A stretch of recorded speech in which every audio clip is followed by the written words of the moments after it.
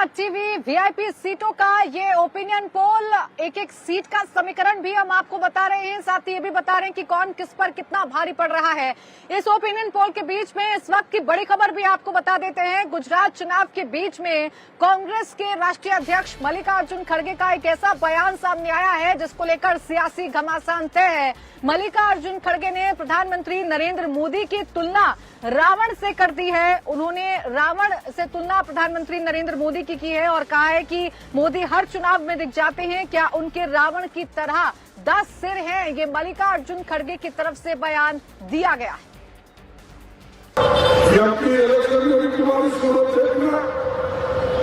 हर जगह कितने आपके रावण के जैसा स्वरूप है क्या समझ रहे हैं? आपकी इलेक्शन में तुम्हारी सूरत देखना, हर जगह कितने आपके रावण के जैसा स्वरूप है क्या समझ रहे हैं? ये अपनी जमीन पर नर्सरी बना के सिर्फ झाड़ बेचकर साल में 2 करोड़ कमाते हैं। उनके सीक्रेट्स को सीखना चाहते हैं तो फ्रीडम ऐप को अभी डाउनलोड करें। आपने सुना मल्लिकार्जुन खड़गे ने किस तरीके से प्रधानमंत्री नरेंद्र मोदी की तुलना रावण से की। इससे पहले औकात शब्द का इस्तेमाल भी किया गया था मधुसूदन मिस्त्री की तरफ से, जिसको लेकर भी बहुत सारे सवाल खड़े हुए थे। निर्णय एक तरफ चुनाव चल रहा है, मुद्दों की बात हो रही है, तमाम राजनीतिक दल विकास की बात कर रहे हैं। जो कांग्रेस की तरफ से जिन बयानों का इस्तेमाल किया जाता है या जिन शब्दों का इस्तेमाल किया जाता है, कहीं यही तो कांग्रेस का खेल नहीं बिगाड़ देते? इसे सेल्फ गोल क्यों ना कहा जाए, क्योंकि जब जब ऐसे शब्द आए हैं चुनावों में सीधा फायदा बीजेपी को पहुंचा है। बिल्कुल, और अब ये बयान सुनने के बाद आपको भी अंदाजा लग गया होगा। इनफैक्ट बहुत सारे लोग, बहुत सारे विश्लेषक, बहुत सारे जो एक्सपर्ट्स हैं वो लगातार ये चर्चा कर रहे हैं कि कांग्रेस अपने राष्ट्रीय नेताओं को क्यों नहीं ला रही है यहाँ मैदान में। इसी वजह से नहीं ला रही है क्योंकि वो आकर के ऐसे गुफअप करते हैं, इस तरह की भाषा का प्रयोग करते हैं जो सीधे सीधे नरेंद्र मोदी को जब टारगेट करने की बात होती है। मैं आपको बता दूं, गुजरात का जो वोटर है वो नरेंद्र मोदी के साथ खुद को बहुत रिलेट करता है। नरेंद्र मोदी पे कोई भी जो अटैक होता है, नरेंद्र मोदी के बारे में यूज किया हुआ यदि कोई भी अपशब्द होता है, वो सीधे जुड़ जाता है गुजरात की अस्मिता के साथ। और मैं आपको बता दूं कि ये ऐसे शब्द जो हैं वो कई बार वोटिंग पैटर्न को अफेक्ट करते हैं। आप सीधे एडवांटेज दे रहे हैं नरेंद्र मोदी को, और फिर जब वो इस मुद्दे को उठाते हैं इमोशनल लेवल पे, फिर कांग्रेस ये कहती है कि मोदी के पास और कोई इश्यूज नहीं है, इसलिए वो ये वाले मुद्दे उठा रहे हैं। आप खुद उन्हें औकात दिखाते हैं, आप खुद उन्हें मौत का सौदागर कहते हैं, आप खुद उन्हें नीच कहते हैं, आप खुद उन्हें रावण से उनकी तुलना करते हैं, और उसके बाद जब वो उसका एक विश्लेषण करते हुए खुद जब लोगों के सामने इस मुद्दे को ले जाते हैं एक इमोशनल अपील के साथ, और उसका एडवांटेज जब बीजेपी के पास जाता है, तब कांग्रेस कहती है कि बीजेपी मुद्दों से बिल्कुल मुद्दा खुद भी कांग्रेस की तरफ से दिया जाता है, शब्दों का इस्तेमाल खुद कांग्रेस की तरफ से किया जाता है। अब देखने वाली बात है इसका इस्तेमाल या फिर इस शब्द को कितनी बार अब हम चुनावों में सुनेंगे। अब आइए अपनी वीआईपी सीटों की तरफ एक बार फिर से आगे बढ़ते हैं और अब बात कर लेते हैं उस सीट की जिस पर सभी की निगाहें हैं। ये सीट है जाम खंभालिया सीट, जहां से आम आदमी पार्टी के सीएम कैंडिडेट यशोदान गढ़वी चुनावी मैदान में है और उन्हें बीजेपी से टक्कर दे रहे हैं मूलू भाई बेरा। अब इस सीट का समीकरण क्या है, इस सीट का नेचर क्या है, सबसे पहले आइए इस पे बात कर लेते हैं। अगर इस सीट की बात करें जाम खंभालिया की, तो सवाल यही खड़ा होता है कि आम आदमी पार्टी ने यशोदान गढ़वी को वहां पर क्या देखकर खड़ा किया, किस तरीके का वोट बैंक वहां पर है, किस तरीके का नेचर इस सीट का है? देखिए, सबसे पहले तो मुझे जो लग रहा है आम आदमी पार्टी ने खुद तो ये डिसीजन नहीं लिया होगा, ये यशोदान गढ़वी का खुद का डिसीजन होगा।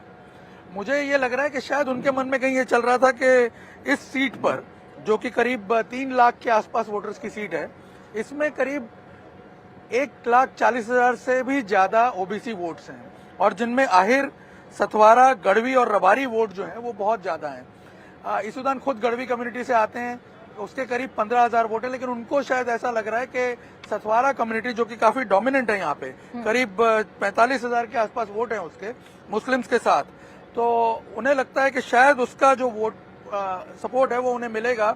मुस्लिम्स जो है वो आम आदमी की तरफ थोड़ा डाइवर्ट हो रहे हैं, इसलिए शायद उसका सपोर्ट भी उन्हें मिल जाए, ये एक गणित उनके मन में होगा। लेकिन मैं आपको बता दूं, यहाँ पे 2 बातें बहुत गौर करने वाली हैं। एक तो मूलू बेहरा जो हैं बीजेपी के कैंडिडेट, भले ही हम 2 टर्म से उनका नाम ना सुन रहे हो, 10 साल से वो चुनावी राजनीति से दूर थे, उन्हें टिकट नहीं मिला था, लेकिन वो 2 बार इस सीट से पहले जीत चुके हैं। केशुभाई सरकार में भी वो मंत्री थे, तो ओल्ड टाइमर हैं और बहुत स्ट्रांग कैंडिडेट हैं और आहिर कम्युनिटी से आते हैं, इसलिए उनका वोट भी काफी ज्यादा। और दूसरी बात, जो अभी एमएलए हैं यहाँ के विक्रम माडम जो इस सीट से जीते हुए हैं, वो मैं आपको बता दूं खुद भी आहिर कम्युनिटी से हैं, स्ट्रांग कैंडिडेट हैं, कद्दावर नेता है। और दूसरे जो मुस्लिम वोट्स हैं, दलित वोट्स हैं, वो भी उनको हमेशा मिलते रहे हैं, इसलिए यहाँ पे भी कांटे की टक्कर रहेगी। और मुझे ऐसा लग रहा है कि ये सीट जो है, शायद ईसुदान खुद इस सीट में फाइट से बाहर हो गए हैं। बीजेपी और कांग्रेस के बीच में इस सीट तो पे लड़ाई आप होती चूंकि है। रिजल्ट्स की बात करें तो आइए बता देते हैं कि इस सीट में अभी तक का जो रुझान है वो क्या कहता है। रुझान ये कह रहा है कि त्रिकोणीय मुकाबला यहां पर बनता हुआ नजर आ रहा है आम आदमी पार्टी, कांग्रेस और बीजेपी के बीच में। लेकिन अगर मुस्लिम वोट का बिखराव नहीं हुआ तो ये प्रबल संभावनाएं हैं कि यहां से कांग्रेस इस सीट को निकाल सकती है, यानी सीट पर कांग्रेस का हाथ मजबूत हो सकता है। ऐसी संभावनाएं इस सीट को लेकर कम से कम जताई जा रही है। जो पूरा का पूरा चुनाव है वो मुस्लिम वोटर्स पर भी शिफ्ट होता हुआ नजर आ रहा है। अगर उसमें बिखराव नहीं होता है तो कांग्रेस ये सीट जीत सकती है। पारिक जी, अगर जाम खंबालिया की बात करें, जैसा निर्णय बता रहे थे ईशुदान गढ़वी के बारे में कि वो खुद इस फाइट से बाहर होते हुए नजर आ रहे हैं, कौन से ऐसे फैक्टर हैं या क्या ऐसा लग रहा है कि ईशुदान गढ़वी जो हैं वो फाइट से बाहर हैं या वो जीत? देखिए, उनकी जीत की संभावना मुझे कम दिख रही है। और दूसरा ये है कि विक्रम माडम काफ़ी मजे हुए खिलाड़ी है और विक्रम माडम ने एक बहुत ही अच्छा उन्होंने एक जिसे क्रिकेट की भाषा में कह सकते हैं कि एक ऐसी गुगली डाली है कि जहाँ पे ईसुदान को बैकफुट पे जाना पड़े। और वो गुगली तो नहीं कहूँगा, यॉर्कर बॉल ही डाला है उन्होंने। पहले ही जैसे ही ईसुदान का नाम घोषित हुआ उसके साथ उन्होंने कहा कि ये बेचारा बहुत सीधा आदमी है, गढ़वी कम्युनिटी से आता है और बीजेपी ने उसको विक्टिम कर दिया है। दारू के केस के अंदर उसको अंदर डाल दिया था, उसके खिलाफ केस कर दिया है। तो ये सिंपैथी अगर वो कांग्रेस के खिलाफ भी जाने ईसुदान चाहता है तो लोगों की सिंपैथी वहाँ पे नहीं जाएगी। तो ये एक बड़ा अच्छा सा एक यॉर्कर बॉल उन्होंने पहले से ही डाल के रखा है, तो जिसके चलते ईसुदान बैकफुट पे तो अभी चल रहे हैं कांग्रेस के सामने। और कांग्रेस के मजे हुए खिलाड़ी है और बीजेपी के जो मुलू भाई बेरा है उसके साथ उनकी लड़ाई ज़्यादा है। नंबर 2 कि वहाँ पे मेयर कम्युनिटी के होने के कारण और उनका जो प्रभाव पिछले कई सालों से वहाँ पे विक्रम माडम का रहा है, तो एडवांटेज विक्रम माडम को ज्यादा वहाँ पे दिख रहा है।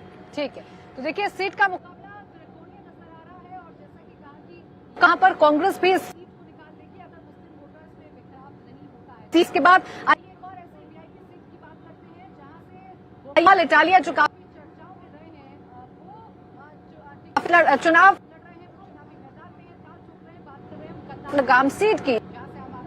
अमरीश भाई मोडिया बीजेपी भाई अमरीश कितना प्रभाव पड़ेगा इस सीट के समीकरण? इस सीट पर कितना प्रभाव पड़ेगा? इस बात करें तो अभी कुछ देर पहले हम लेते निर्णय अगर कतारगाम की बात करें तो अभी सामने आया है जिसमें वो किस तरीके से मजाक उड़ा रहे वीडियो सामने आया है जिसमें वो किस तरीके से मजाक उड़ा रहे हैं धर्म का, वो हम देख रहे हैं। गोपाल इटालिया की ये जो छवि है ये नुकसान करेगी आम आदमी पार्टी को या फायदा पहुंचाएगी? देखिए, जैसा हम बात कर रहे थे कि ये जो सिचुएशन है डेली बदल रही है।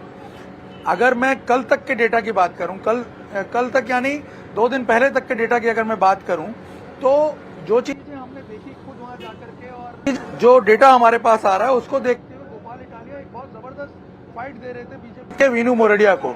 वीनू मोरडिया लास्ट टाइम अच्छे मार्जिन से जीते थे पाटीदार आंदोलन होने के बावजूद।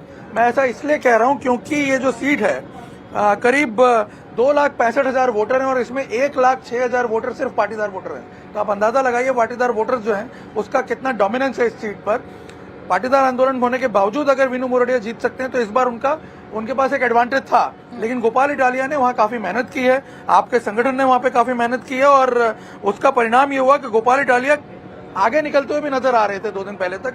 हालांकि बाद में अब जब प्रधानमंत्री का रोड शो हुआ है, सभा हुई है, उसके बाद क्या डायनेमिक्स बने वो अभी स्टडी करना बाकी है। लेकिन जब इस तरह का वीडियो उनका ऐसे माहौल में सामने आता है तो लगता है कि जो एडवांटेज वो गेन कर रहे हैं कहीं ना कहीं वो लूज भी हो सकता है, क्योंकि ये सारे पाटीदार जो हैं ये उसी संप्रदाय को ज्यादातर बिलोंग करते हैं जिसके वो जिसका वो मजाक उड़ा रहे हैं, जिसके बारे में वो अपशब्द यूज कर रहे हैं। गोपाल इटालिया की जो फिसलती जुबान है वो उन्हें नुकसान पहुंचा सकती है इस चुनाव पर। और आइए अब बता देते हैं कि इस सीट पर किस तरीके के रुझान बन रहे हैं। इस सीट का रिजल्ट ये कहता है कि आम आदमी पार्टी और बीजेपी के बीच में लड़ाई है, 50-50 का ये मुकाबला है, कांटे की टक्कर है। लेकिन अब जब ये वीडियो सामने आया है गोपाल इटालिया का, उसके बाद चुनाव पर क्या असर होगा ये जरूर देखने वाली बात होगी। लेकिन फिलहाल गोपाल इटालिया फाइट में जरूर नजर आते हैं। प्रशांत जी, कतारगाम सीट की बात करें, जैसे कि अभी निर्णय बता रहे थे कि सीट पर फाइट में नजर आ रहे हैं गोपाल इटालिया, लेकिन उनकी जो जबान है, यानी उनकी जो वीडियोस जो सामने आ रही हैं, उससे नुकसान पहुंच सकता है क्या? कुछ खेल बिगड़ सकता है इस सीट पर? देखिए, एक चीज है, गोपाल इटालिया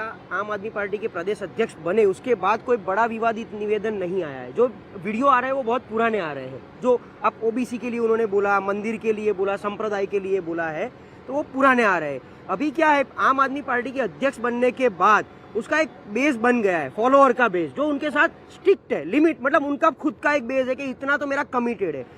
आम आदमी पार्टी को अगर सफलता गुजरात में कहीं मिलेगी तो 50% से ज्यादा सफलता सूरत से होगी, उसमें गोपाल इटालिया आते हैं। हम मानते हैं कि अगर 2-5 सीट आम आदमी पार्टी को मिलती है तो एक गोपाल इटालिया की, उसके 2 वजह है। लास्ट टाइम पाटीदार आंदोलन था, लेकिन तब गोपाल इटालिया या आम आदमी पार्टी नहीं थी, तब हार्दिक पटेल था और पाटीदार कम्युनिटी थी, तो उनको वहां सफलता नहीं मिली। उसके बाद गोपाल ने पूरा टेक ओवर किया। और एक दूसरा, उसकी नेबर जो सीट है अल्पेश कथीरिया वाली, तो वो दोनों ने मिलके वहां पर एक अड्डा मतलब उनका एक डेरा जमा दिया है, जिसकी वजह से कॉर्पोरेशन में भी उनको एक छोटी सफलता मिली हुई है। तो वो 3-4 लोग का जो ग्रुप है, जैसे धार्मिक मालविया, दूसरी एक नेबर असेंबली आप ले लो, तो ये 3-4 लोगों ने फोकस्ड फुली वहां पर काम किया, इसलिए कांटे की टक्कर है। विनू भाई मोरडिया ऑलरेडी सिटिंग मिनिस्टर है, पाटीदार आंदोलन में अफेक्ट नहीं हुआ था, फिर भी वो अच्छी तरह से सीट निकाल के आए। यहाँ का जो मुकाबला है, प्रशांत जी, कहा जाए कि बहुत जो ओपिनियन पोल कह रहा है, बीजेपी थोड़ी सी लीड यहाँ पर सर्वे कह रहे आगे बढ़ते हैं और एक और सीट की बात कर लेते हैं। आगे और यहाँ के जो कैंडिडेट है वो है अश्विनी भाई पटेल बीजेपी के और मधु श्रीवास्तव यहाँ पर बागी हैं। बागी कितना टेस्ट बिगाड़ रहे हैं भारतीय जनता पार्टी का, ये अब जरूर देखने वाली बात होगी। वाघोड़िया सीट की निर्णय से बात कर रहे हैं। India TV opinion poll, VIP सीटों का एक सीट का समीकरण, कौन सा वीआईपी चेहरा आगे बढ़ रहा है, इन तमाम सीटों पर हम चर्चा कर रहे हैं। और ब्रेक पर जाने से पहले हमने बात वाघोड़िया सीट की थी, जहां से अश्विन भाई पटेल बीजेपी के कैंडिडेट हैं और मधु श्रीवास्तव बागी हैं बीजेपी के, वो भी चुनावी मैदान में हैं। आइए सीट का फाइनल रुझान आपको बता देते हैं, ओपिनियन पोल में क्या रिजल्ट निकल कर आया है बताते हैं आपको। यहाँ पर कांटे की टक्कर है, लेकिन लग रहा है कि बीजेपी आगे निकल जाएगी, बीजेपी सीट को निकाल लेगी, लेकिन बागी खेल बिगाड़ सकते हैं। क्योंकि अगर हम बात करें सीट की, तो इस सीट पर 2 बागी हैं। एक तरफ है मधु श्रीवास्तव, जो कि बीजेपी के सिटिंग विधायक रहे, उनका टिकट कटा, लेकिन वो नाराज होकर चुनावी मैदान में उतर गए। और दूसरे भी बागी चुनावी मैदान में हैं, यानी बीजेपी वर्सेस 2 बागियों के साथ यहाँ पर चुनाव हो रहा है। अब देखना दिलचस्प होगा कि कौन किस पर भारी पड़ता है, लेकिन फिलहाल कांटे की टक्कर नजर आ रही है। अब आइए आगे बढ़ते हैं और वराछा की बात कर लेते हैं। वराछा में कौन कैंडिडेट है आइए आपको बताते हैं। वराछा की बात करें तो यहाँ से अल्पेश कथीरिया आम आदमी पार्टी के उम्मीदवार चुनावी मैदान में हैं और कुमार कनानी बीजेपी के उम्मीदवार यहाँ पर चुनावी मैदान में हैं। इन दोनों के बीच में जो मुकाबला है, जो टक्कर है, वो देखने को मिल रही है, लेकिन किस पर कौन भारी है ये हम आपको बताएं उससे पहले आइए वराछा सीट के बारे में थोड़ी सी चर्चा कर लेते हैं कि वराछा सीट का नेचर क्या है, इसका समीकरण क्या है, यहाँ पर जातीय पैरामीटर्स क्या कहते हैं। निर्णय अगर वराछा की बात करें तो इस सीट के पैरामीटर्स, इस सीट के जातिगत समीकरण क्या कहते हैं। ये अपनी जमीन पर नर्सरी बना के सिर्फ झाड़ बेचकर साल में 2 करोड़ कमाते हैं। उनके सीक्रेट्स को सीखना चाहते हैं तो फ्रीडम ऐप को अभी डाउनलोड करें। सीट का नेचर क्या है? देखिए, मैं आपको बता दूं, इस सीट का नेचर आपको एक ही डेटा से पता चल जाएगा, एक ही आंकड़े से। करीब 2,15,000 वोटर्स हैं यहाँ पे और उनमें 1,82,000 पाटीदार वोटर्स हैं, यानी करीब 70% पाटीदार वोटर्स वाली ये सीट है। इससे ज्यादा इसके बारे में और कोई चर्चा हो नहीं सकती। लेकिन मैं आपको बता दूं कि इसीलिए पाटीदार फैक्टर जो है वो इस सीट को सबसे ज्यादा प्रभावित करता है। अल्पेश कथीरिया पास के लीडर रहे हैं और आप इस सीट से चुनाव लड़ रहे हैं, जाहिर सी बात है उनके पास एक एडवांटेज है। और पिछली बार का भी अगर आप देखें, पाटीदार आंदोलन के बावजूद सबको हैरानी थी, इनफैक्ट पूरे गुजरात को इस बात से हैरानी थी कि वराछा की सीट पाटीदार आंदोलन से के बावजूद बीजेपी कैसे जीत गई। मैं आपको बताऊं, एक चीज जो हम सब लोग इग्नोर कर रहे हैं, इस पूरे पाटीदार बेल्ट में जो सूरत का ये पूरा जो पाटीदार रीजन है, वहां पे हम जो इग्नोर कर रहे हैं वो है महिला वोटर्स। यहाँ बीजेपी जीती थी पिछली बार क्योंकि महिला वोटर्स जो हैं उन्होंने बीजेपी को सपोर्ट किया अपनी था। ओपिनियन पोल में बीजेपी को साथ मिल रहा है महिला वोटर्स का, चर्चा करेंगे इस पर। लेकिन जैसा आप बता रहे हैं, कांटे की टक्कर इस सीट पर देखने को मिल रही है। ओपिनियन पोल फिलहाल ये बता रहा है। इंडिया टीवी हर वक्त हर जगह डाउनलोड करने के लिए सर्च करें India TV news Google play store या ऐप स्टोर पर।